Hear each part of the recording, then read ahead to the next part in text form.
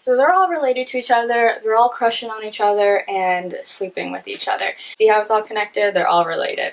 It's crazy.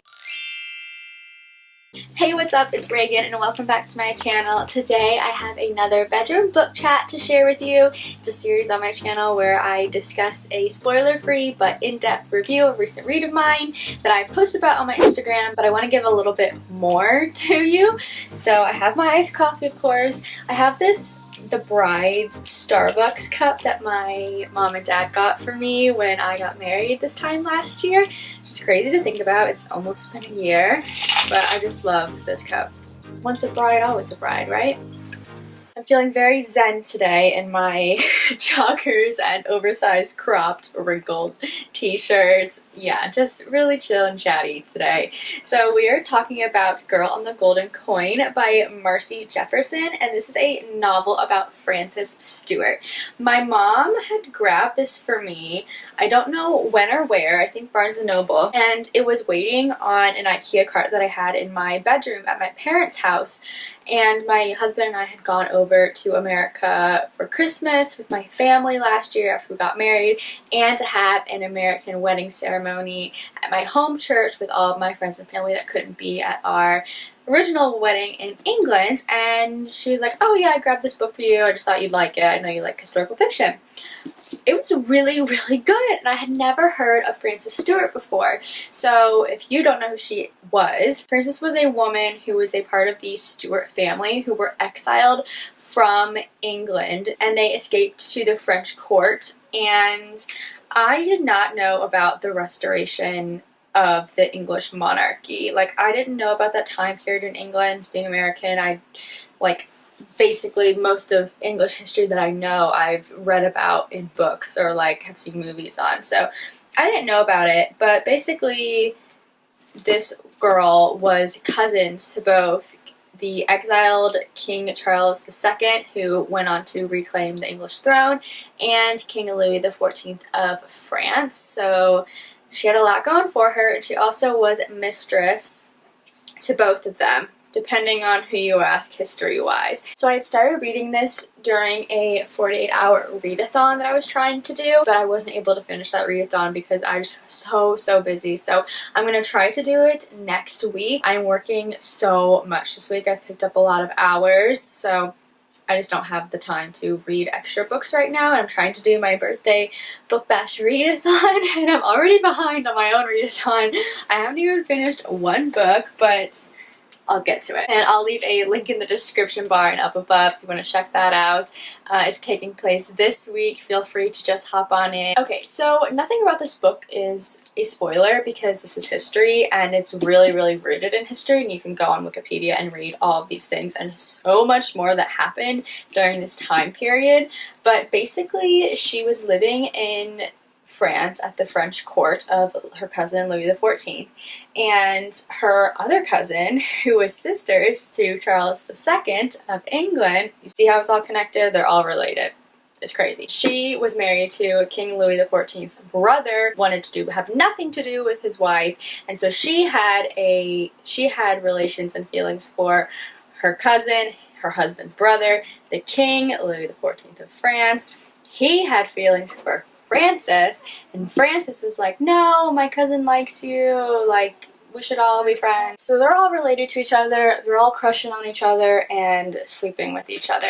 She rejects King Louis XIV, and he says, fine, if you're not going to be my mistress, then you have to swear fealty to me, the French crown, and you have to go to England because Charles II is now getting on his throne. He's back in power, and you need to seduce him and basically be my eyes and ears in the English court.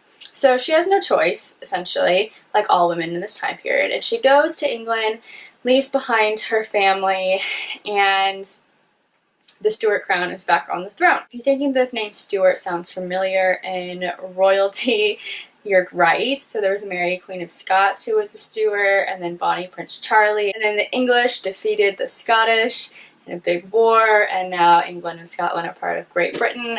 So much history, but tap back to 1600s, late 1600s, early 1700s, and you have the Stuarts in power. So Marcy Jefferson does a really good job, in my opinion, of putting all the facts known about Francis in this book. It's really short.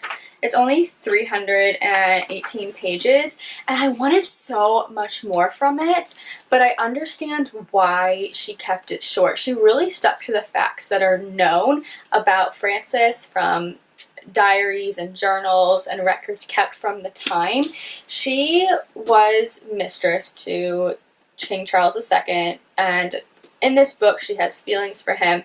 He has a bunch of other mistresses, and I mean, in this time period, it's so dirty. Like, everything that's going on in politics, in court, it's just wrong in so many ways. And she's doing what she can to survive. We don't get to see inside her head. Like, this writing style is very much, this is what happened, but it doesn't read like a nonfiction. It reads like a story, and so you're enjoying it. But I didn't find myself necessarily rooting for Frances. I just wanted I wanted to see inside her head more, because we would like jump years. So like, for instance, we would be in November 1665, and then literally, so we're here, flip one page, and now we're in 1666. And so we've just jumped a whole year, and I don't know what's going on.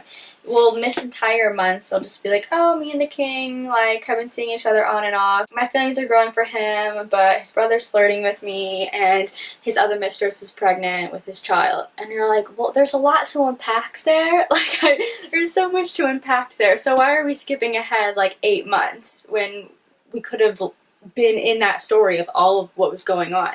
If that makes sense. But I do think that she did a good job, like, sticking to the facts. Like, this could totally be made into a Starz TV series or HBO TV series and be, like, super dramatic and very steamy and full of political intrigue. It would make a great TV show, especially because Louis XIV and Charles II were very flirtatious, to say, and they had a lot going on in their love lives. So Charles II, without giving away spoilers about their relationship, he did have her model for the back of the British 50-pence coin, and that was in circulation until the 1970s.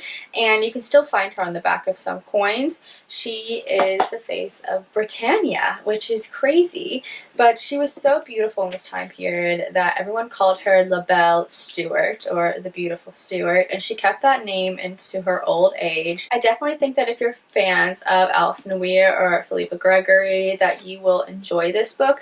I've looked for more of Marcy Jefferson's novels, and I've only found 2, and her website hasn't been updated in a long time, like several years. So I don't know if she's still writing. I can't find her on social media, but I did enjoy this book a lot. It was $26 when it came out, so expensive. What I do appreciate about this book is the map of 1660 in the front of what Europe was looking like, and then she gives a overview of all of the characters in the book, and they were all real people, so she kind of breaks it down, who's married to who, etc. But I was immediately confused from the beginning because, like I said, I didn't know much about the Restoration, so I had to go on Wikipedia and read about Charles I and why on earth they were in France. I didn't know that he was beheaded. I didn't know why this was all happening. But like I said, I think that this is a great introduction into this time period, and she is a strong, empowered woman, and I like to read about that in all of my historical fiction books. I also liked that she included a lot about Charles II's other mistress, Lady Castlemaine, who was his official mistress for many years, and when I was looking up who she was, I then was like sucked into Wikipedia about all these other women that he was in relationships with. But Frances, according to historians, is the one true love, if you could even say that. But he was the one that he almost divorced his queen for and started a war to marry Frances, and she escaped out of that and chose not to marry him. It's a great book. I gave this one 3.5 stars.